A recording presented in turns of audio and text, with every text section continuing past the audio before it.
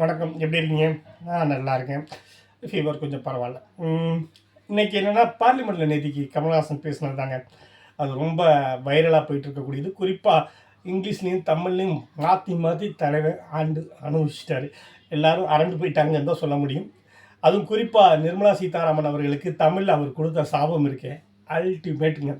அதுலேயே அவர் என்ன சொல்லியிருக்காருன்னா, உங்கள் சாபங்களில் எங்களுக்கு நம்பிக்கை இல்லை. Please conclude. உங்களுக்கு இருக்கக்கூடும் என்ற நம்பிக்கையில் நீங்கள் உணர என் திட்டத்தை சாபமாய் போடுகிறேன். கருணையுடன் நீங்களே ஏற்பீர். உங்கள் இஷ்ட தெய்வங்களை வேண்டிக் கொள்ளுங்கள். பகுத்தறிந்த தமிழ்ச்சித்தன் கூற்று இது. வினை உம்மை சுடுக, என்றும் எங்கள் நாடு நீடூழி வாழும். வினை உம்மை சுடுக, ஓட்டப்பம் வீட்டை சுடுக. வந்தீர் வென்றீர் செல்வீர். இது உலக நியதி, அரசியல் நியதியும் கூட. வீழ்க வளமுடன், தமிழ் என்றும் வாழும் நலமுடன். வணக்கம். அவை வந்தடைந்த தலைவர் கூட்டத்திற்கு சென்றும் வருவேன். நாளை எமதே. உங்கள் கமல்ஹாசன். ஜெயஹிந்த். தமிழ் பிச்சை எடுக்காது, உன் போன்றோர் தரும் பிச்சையையும் ஏற்காது. எங்கள் நாடு நீண்டு நெடிது வாழும். எங்கள் நாடு நீண்டு நெடிது வாழும்.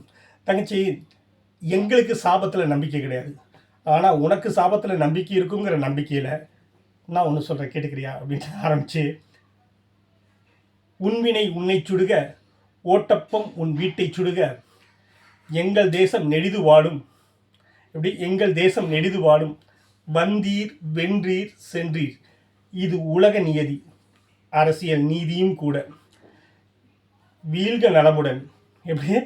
வீழ்க நலமுடன், என்றும் எங்கள் தமிழ் வாழும் நலமுடன். வணக்கம். அவை வந்தடைந்த கூட்டம், தலைவர் கூட்டம் அனைவருக்கும் சென்றும் வருவேன். நாளை நமதே அப்படின்னு சொல்லி முடிச்சிட்டாரு.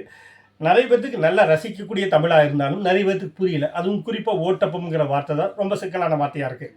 ஓட்டப்பம் அப்படிங்கிறது பார்த்திங்கன்னா, பட்டினத்தார் கதையில் வரக்கூடிய ஒரு பழமொழி. உண்மையை உன்னை சுடுக, ஓட்டப்பம் வீட்டை சுடுக அப்படிங்கிற பழமொழி வந்து அதில் வரக்கூடியது. பட்டினத்தார் யாருன்னு கேட்டிங்கன்னா, குபேரனுடைய அவதாரம் அப்படின்னு சொல்லக்கூடிய அளவுக்கு மிகப்பெரிய செல்வந்தராக வாழ்ந்த ஒரு மனுஷன். ஒரு கட்டத்தில் நமக்கு இதெல்லாம் வேண்டாம், நம்ம வந்து துறவரம் மேற்கொள்ளணும் அப்படின்ட்டு இருக்கிற எல்லா சொத்தையும் பொதுமக்களுக்கு எழுதி வச்சுட்டு பிச்சை எடுத்து வாழ ஆரம்பிச்சிட்டாரு. அதை மட்டுமே தன்னுடைய வாழ்க்கையாகவும் தன்னுடைய கடமையாகவும் கொள்ள ஆரம்பிச்சிட்டாரு. பட் இது வந்து அவங்களோட சொந்தக்காரங்க எல்லாருமே வசதியானவங்க. அவங்க யாருக்குமே பிடிக்கல. இவரால் நமக்கு அவமானம் தான் ஏற்படுது அப்படிங்கிற மாதிரியான ஒரு எண்ணம் வந்துருச்சு.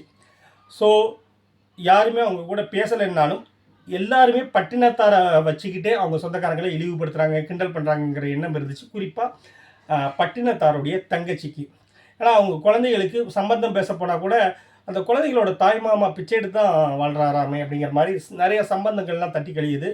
ஸோ நம்மளுடைய அண்ணன் உயிரோடு இருக்கிறத விட சாகலாம் அப்படிங்கிற எண்ணம் அவங்களுக்கு வந்துடுது, அவங்க தங்கச்சிக்கு. ஸோ வீட்டுக்கு கூப்பிட்றாங்க. கூப்பிட்டு விருந்து வைக்கும்போது அப்பத்தில் வந்து விஷத்தை கலந்துடுறாங்க. பட்டினத்தார் கடவுள் அருள் பெற்றவர். கையில் வாங்கினோடனே அவருக்கு தெரிஞ்சிருச்சு இது விஷம்தான் தடவி இருக்குது அப்படின்னு.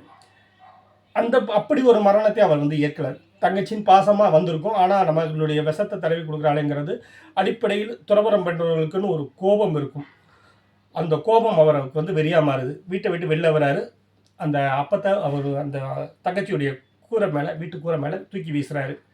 வீசிட்டு சொல்கிறது தான், உன்வினை உன்னை சுடும், ஓட்டப்பம் உன் வீட்டை சுடும் அப்படின்னு சொல்கிறாரு. சொன்ன அடுத்த வினாடி தங்கச்சி வீட்டோட கூரைகள் பற்றி எரிய ஆரம்பிக்குது. இதுதான் அந்த கதை.